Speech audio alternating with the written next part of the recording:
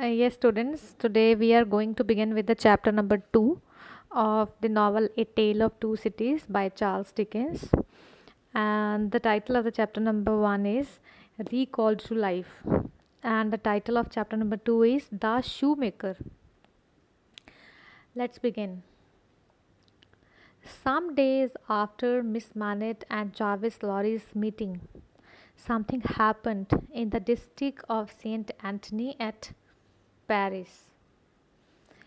A barrel of red wine fell off the back of a cart onto the paved road and cracked open. As the wine poured through the street, a scarecrow of a man in a bare feet and rags shouted, "Wine! Red wine!" and threw himself on the ground, struggling to collect what he could in the cupped palm of his hand. Out of nowhere, dozens more scarecrows appeared, also in rags and bare feet. They too fell to the ground or knelt in the filth of the street to gather up the flowing wine in their blackened hands. With desperation, they sucked every drop they could into their poor mouths. After the street had been wiped clean of the wine, their dark faces, now stained red, took on a frightening look like starving dogs that had had their first taste of blood and would stop at nothing to get more. One man sacrificed his last drops of wine to scribble the word blood on a wall. See, students, this these first three paragraphs of this chapter, altogether these three paragraphs we call it wine episode. So chapter number second begins with the wine episode, and the setting is France. And in France, the city is Paris.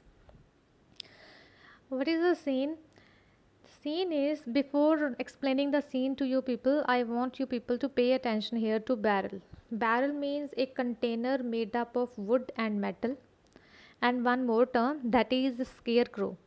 Scarecrow is an object made to resemble a human figure set up to scare birds away from a field where crops are growing.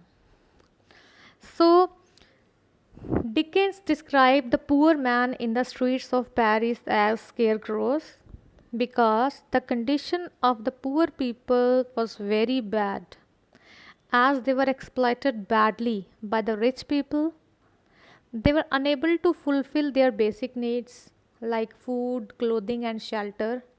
They were starving badly, so badly that when few of them saw that had a wine barrel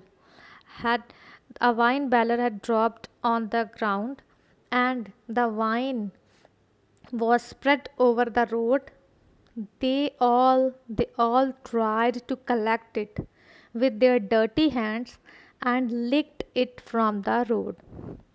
And one of them, he had sacrificed his last drop of wine in order to write down the word blood on the wall. This word symbolizes that now the common people, they are going to raise their voice against the aristocratic class, and now they people are going to take revenge upon them.